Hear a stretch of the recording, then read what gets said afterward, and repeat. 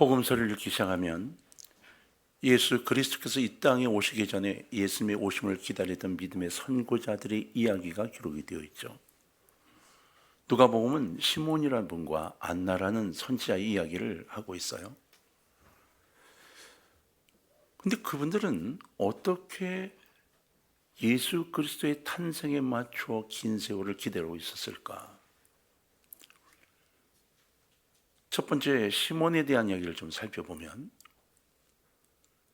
시몬은 구약 역사 내내 이어왔던 메시아에 대한 예언의 말씀을 꽉 붙잡고 있었던 사람으로 나타나 있습니다. 자, 누가복음 2장 25절을 보면 예수님의 할례 사건을 기록하면서 갑자기 예루살렘에 시몬이라는 사람이 있으니 라고 내용이 바뀌어버립니다. 근데 성경은 이 시몬에 대해서 이렇게 보충 설명을 해요. 이 사람은 의롭고 경건하여 이스라엘의 위로를 기다리는 자라. 성령이 그 위에 계시더라. 아멘. 하나님의 율법에 충실했던 사람이라는 뜻입니다. 의롭고 경건하다, 율법에 충실했던 사람, 하나님 말씀을 가슴에 두기를 원했던 사람, 그 말씀대로 살고 싶어 했던 사람. 여러분, 시대가 지금 신약 시대라서 주님이 다시 오실 때가 얼마 남지 않았다 말하고 하나님의 말씀을 통하여 온전한 삶을 살아가야 된다고 외치는 시대이지만, 진짜 말씀을 가슴에 담고 사는 사람이 얼마나 될까요? 근데 시몬 이 노인네는 그렇게 했다는 겁니다. 아예 성경에 그렇게 기록을 했어요. 의롭고 경건하여 위로를 기다리는 자라. 누가는 시몬을 소개하면서 그의 생애가 하나님의 율법에 충실했던 사람이라고 기록하고 있는 거예요. 시몬이 선지자인지 제사장인지 소개하지도 않았어요. 그가 어떤 직업을 갖고 있었든지 어떻게 살고 있는지 재산은 얼마인지 아무 이야기도 없어요. 그냥 그가 이런 삶을 살았어라고 기록한 것은 율법을 가슴에 담고 살았던 사람이었다는 거예요. 무슨 이야기냐? 예수님이 오실 때 예수를 만났던 그 시몬은 어떠한 직업이 있든 우리가 소개할 필요가 없었다는 겁니다.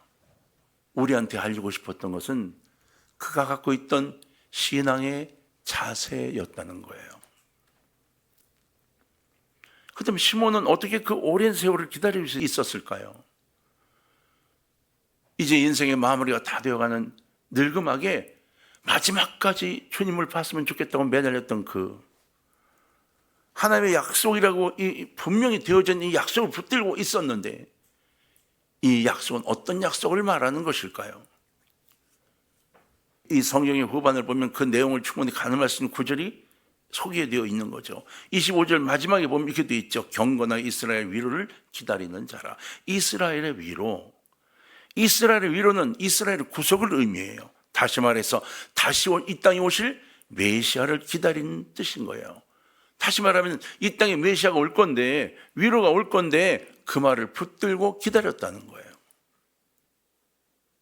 내용이 너무 간단한가요? 그 한마디 가지고 그 긴 세월을 성전에서 떠나지도 않고 메시아 오기를 기다렸다는 이것이 너무 답답한가요? 우리 눈에는 답답할지 모르죠. 그러나 시몬에게는 절실했습니다.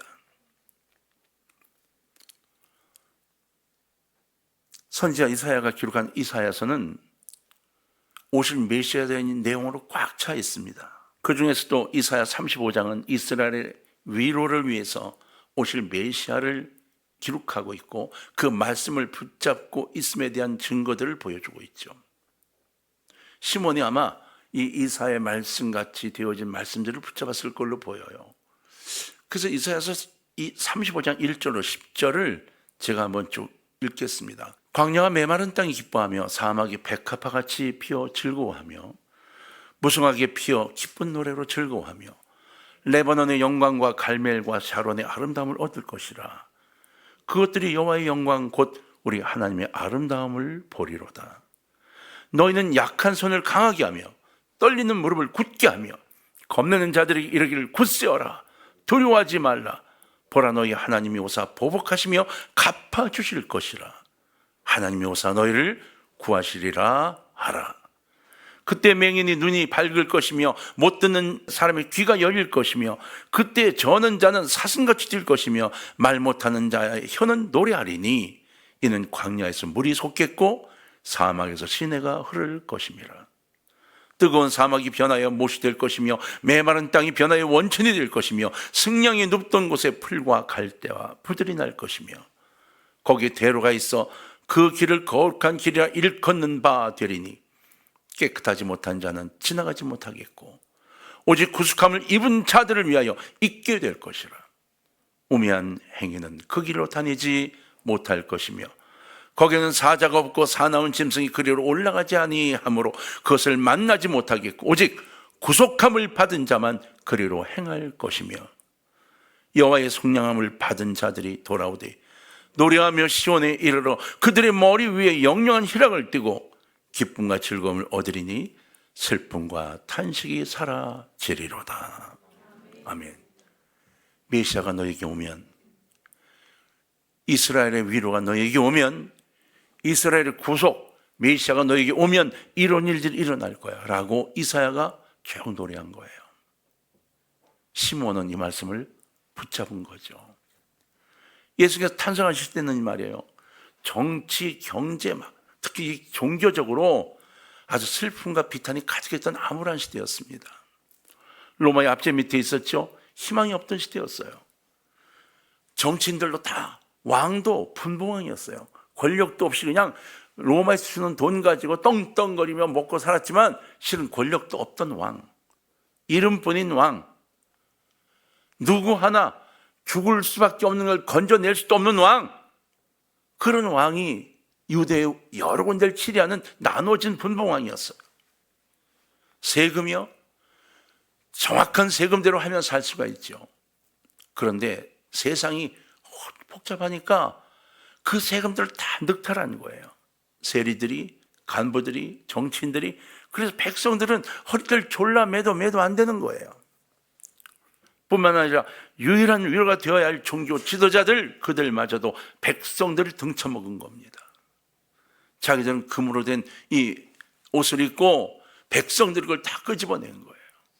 우리는 잘 알잖아요. 그 성전 앞에서 여러분 돈 바꾸는 일들을 한 것, 거기서 얻어지는 그 수익이 얼마나 컸는지 아십니까? 그게 종교 지도자들이었어요. 그들이 백성들의 마음을 어둡게 만드는 원흉과 원인이 되었던 거죠. 이렇듯 정치, 경제, 종교, 국방, 문화 어느 거나 성할 것이 없던 시대가 바로 예수님이 이 땅에 오셨던 때였고 그것이 극대화돼서 더 이상 갈 데가 없다고 할 때 오신 거예요. 그런 시대 속에서 시몬은 어떻게 그 긴 기다림을 이겨낼 수 있었고 탄생하신 예수님을 영접할 수 있었을까요? 그 이유는 하나입니다. 그것은 다름 아닌 선지자들이 약속한 하나님의 말씀의 언약 때문이었습니다. 시몬은 그 약속을 붙잡고 기다렸다고 성경은 기록하고 있는 거예요. 이 당시 사람들에게는 언제 메시아가 오는가, 이게 유일한 소원이었어요. 하나님 분명히 메시아 온다 하셨으니까 메시아가 오면 로마를 다 밀어내고 이 나라가 다시 살만한 나라가 될 거야, 이 꿈을 꿨다는 거죠. 그런데 예수님은 그들이 기다림의 방법으로 오신 게 아니었어요. 바로 어린 아기 예수로 이 땅에 오신 거죠. 예수님은 하나님의 정확한 시간에, 인간들이 바라는 시간이 아니라 하나님이 계획했던 정확한 시간에 하나님이 준비된 모습으로 동정녀 마리아를 통해 이 땅에 오신 겁니다. 시몬은요, 의롭고 경건하여 이스라엘의 위로를 기다리는 자라고 칭함을 받았는데 율법에 충실한 사람이었던 그는 이스라엘의 위로를 기다리는 약속의 말씀을 붙잡고 메시아를 기다리며 하루하루를 이겨냈고, 그리고 결국 약속대로 오셔서 성전에 들어오신 아기 예수를 알아보게 된 겁니다. 두 번째, 안나의 이야기를 좀 해야 되겠죠. 자, 누가복음 2장 36절로 가보면 안나란 여선제 이야기가 나오고 있어요. 또 아셀 지파 바누엘의 딸 안나라는 선지자가 있어 나이가 매우 많았더라. 그가 결혼한 후 7배 동안 남편과 함께 살다가 이렇게 돼 있어요. 여러분, 아셀 지파는 야곱의 네 부인 중에 실바라는 여종의 후손이죠. 안나도 시므온처럼 나이가 많았습니다. 결혼한 후 7년을 남편과 살았어요. 그리고 남편이 세상을 떠나고 그리고 과부로 살았어요. 그 여인은 일반 사람들보다 거의 2배 가까운 나이를 살았어요. 아주 오랜 세월을 안나라는 여선지가 메시아를 기다렸다는 거예요. 37절을 보면 과부가 되고 84세가 되었더라. 이 사람이 성전을 떠나지 아니하고 주야로 금식하며 기도함으로 섬겼더니, 그가 금식하며 메시아를 기다리고 성전에 떠나지 않았어요. 성전 밖으로 나오지 않았다는 얘기가 아니에요. 모든 예배에 참석하고 제사에 참석하며 그 메시아가 오는 걸 기다렸다는 거예요. 여러분, 아들 떠나보내고 매일 창가에서 지냈던 남자가 있었습니다. 바로 탕자의 아버지죠. 돈을 절반이나 뺏어갔습니다. 그런데도 걱정이 돼서 매일 창가에 삽니다. 그러던 어느 날 그 집 꼬라지가 돼서 돌아온 아들이 언덕 꼭대기에 있는 걸 봅니다. 동네 사람들도 못 알아봤을 겁니다. 얼마나 초라해졌는지. 그런데 아버지는 알아봤습니다. 언덕 끝에 아들 모습이 비치자마자 달려나갔죠. 아버지의 기다림, 이 기다림을 한번 생각해 보세요. 옛날로 돌아가면 한양에 과거를 치러 남편을 보내고요. 부인이 언제나 돌아오려나 어떤 소식이나 들리려나 기다리면서 간절한 마음으로 기도하고 있는 그걸 한번 생각해 보세요. 언제 돌아올지 기약도 없습니다. 또 기다리고 기도하고 기다리고 기도하고 그 마음을 생각해 보세요. 시므온과 안나가 아마 그런 마음이었을 겁니다. 그 기다림으로 기다린 거죠. 야가 빠진 야금이 아니라 순수한 어린아이 같은 믿음으로 그것을 기다린 겁니다. 그리고 결국 그들이 예수님을 만나게 되는 거죠. 안나는 성전 곁을 떠나지 못하고 매일 여러 차례 드리는 이 제사에 참석합니다.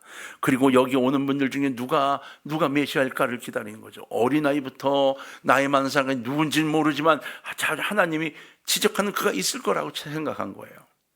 그리고 그 열망이 얼마나 깊었던지, 그 기다림이 얼마나 컸던지, 그 기다림과 열망으로 이 긴 세월을 이겨낸 겁니다. 먹는 거에 즐거움을 느끼는 분들이 많죠. 내일은 뭘 먹을까 고민하는 분들이 많죠. 이 여인은 그 긴 세월을 금식으로 지냈다는 겁니다. 그냥 끼니를 걸르지 않고 살아갈 수 있을 정도만 먹고 금식하며 기도하며 지냈다는 거예요. 나라와 민족을 위하여, 그리고 하나님의 만남을 위하여 자신을 정결하게 세우려고 애썼던 거죠.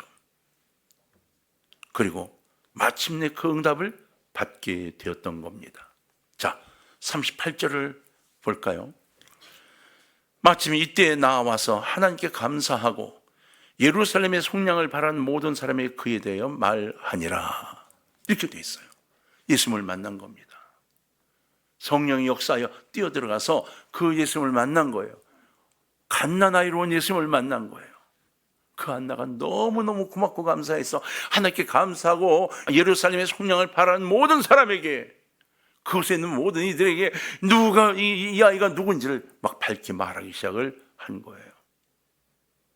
얼마나 남들이 볼 때 미친 여자처럼 보였을지 모릅니다. 안나 선지자는 단 하루도 거르지 않고 기도하는 가운데 드디어 이스라엘의 구수자를 만나게 된 겁니다. 얼마나 놀랍고 기쁘고 영광스러운 순간이었을까요? 여러분, 우리의 기도 생활도 그래야 합니다.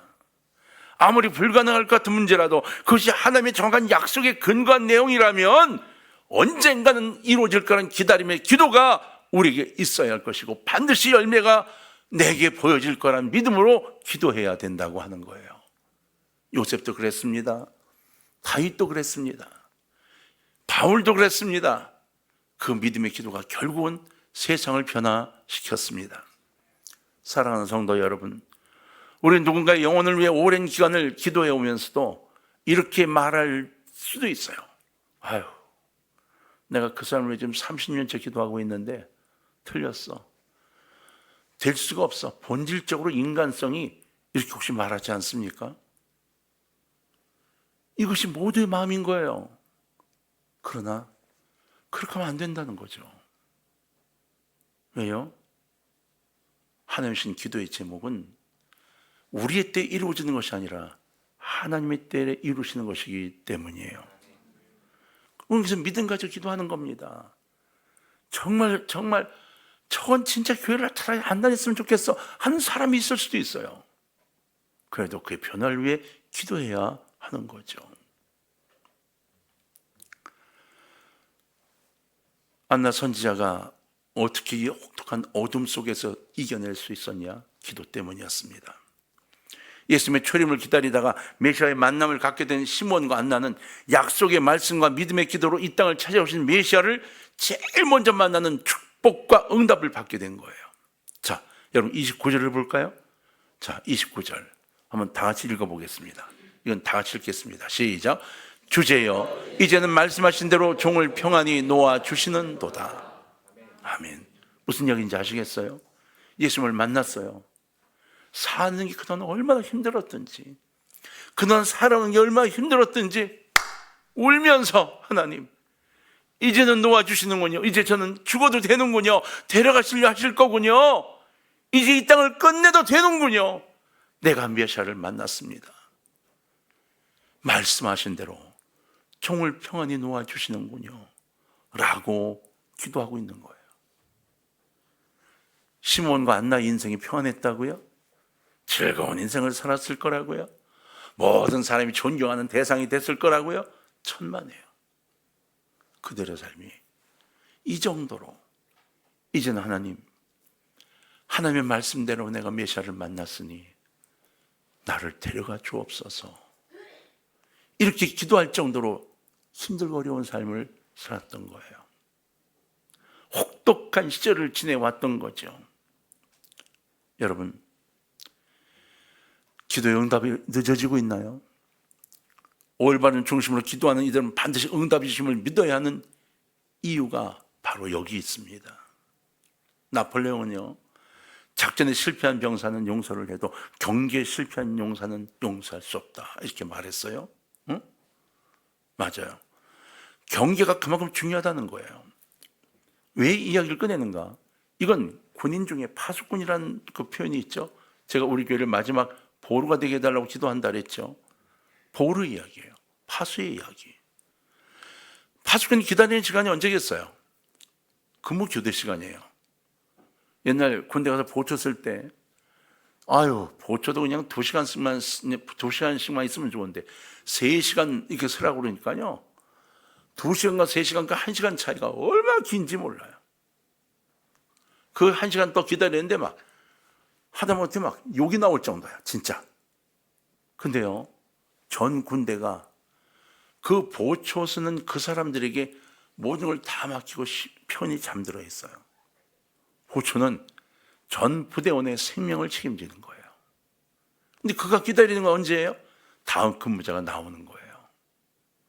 바로 이 시몬과 안나가 그런 역할을 했던 거죠. 경계병은 언제나 깨어 있어야 합니다. 경계병이 졸면 그 집단은 다 죽는 거예요. 경계병의 임무는 모든 사람의 생명을 담보로 하는 겁니다. 우리 그리스도인은 다시 말해서 이 캄캄한 어두운 시대에 경계 근무를 하는 사람들을 묶고 있는 단체인 겁니다. 그러니 시몬이 그 노구가 얼마나 힘이 들었겠어요. 안나가 얼마나 힘이 들었겠어요. 여러분, 젊은 우리는 성경책 들고 노트북 들고 다니기 쉽지만 연세 아주 많은 분들은, 권사님들 정말 그 가방에 성경책 하나 넣는 건 너무 힘들어 하시더라고. 옛날에 우리 연세 많은 권사님들을 뵈면 그때는 핸드폰에 성경도 없을 때니까 처음 성경책을 갖고 다니실 때 아니에요. 다 허리가 안 좋아 꾸부정 하실 때, 꾸부정은 허리에 뒤에 가방 하나에다가 성경책 들고 그러고 가죠. 제가 그런 권사님을 뵀어요. 가방 끝만 있어. 가방 끝만 들고 가십시오. 이 가방은요, 그 뒤에 가방이 없는데요. 누가요? 그게 들어가는 가방 뭐 들었는 줄 알고 잘라서 가져갔어. 근데 그걸 그냥 들고 가세요. 교회 가시는데. 아이고, 어떤 놈이 내 성령책 가져갔네. 이 가위로 이 칼로 자른 자국이 보여요. 그 권사님 뭐라고 하신지 아세요? 웃으면서 그거 읽고 교회로 와라 이놈아. 그 성령책한테 그 노구가 되면 그렇게 힘든 거예요. 그런데도 이 두 분은 기다린 거예요. 왜요? 파수꾼의 역할을 감당해야 했거든요. 그러다가 이제 시몬이 드디어 예수님을 만났어요. 주제어에는 말씀하신 대로 종을 평안히 놓아주시는 도다. 대체 이 두 분은 이 약속을 어떻게 이렇게 이룰 수 있었을까요? 간단하게 정리하고 마무리를 좀 합시다. 안나 선지자와 이 시몬은 그 긴긴 기다림 속에서 오실 메시아에 대한 열렬한 이 기도를 갖고 있었다 했지만 과연 그것만으로 가능했을까요? 그 삶이 가능했을까요? 아니에요. 근데 성경은 아주 중요한 비밀을 하나 이야기하고 있어요. 그렇죠? 우리는 아까 읽었어요. 25절을 보면 기도에 있습니다. 예루살렘에 시몬이라는 사람이 있으니 이 사람은 의롭고 경건하여 이스라엘 위로를 기다리는 자라. 그 다음에 할렐루야.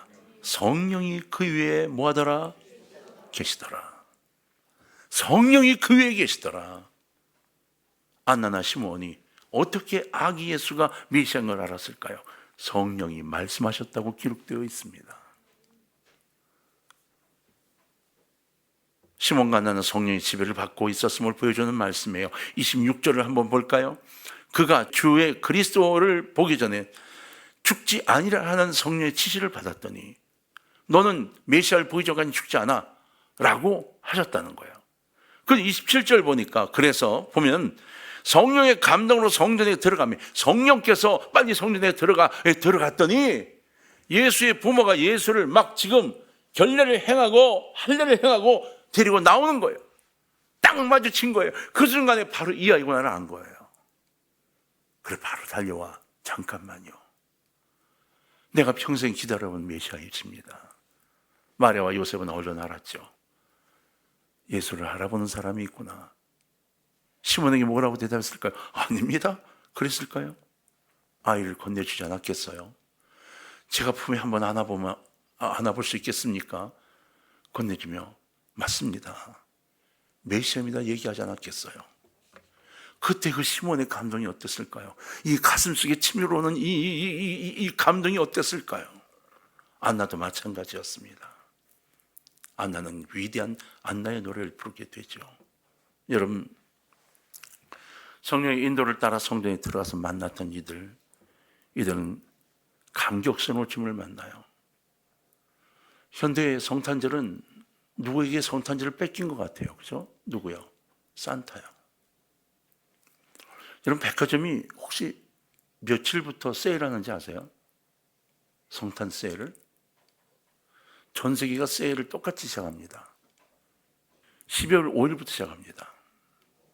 12월 5일이 산타의 생일입니다. 어디 나오냐고요? 산타는 가공인물이 아니에요. 성 니콜라스라는 인물이지.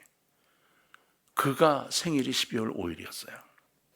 그래서 12월 5일부터 전 세계가 세일 들어갑니다. 찾아야 되지 않겠어요? 우리 주님, 메시아 그분의 날로 찾아야 되지 않겠어요? 성탄절은 주님의 날이에요.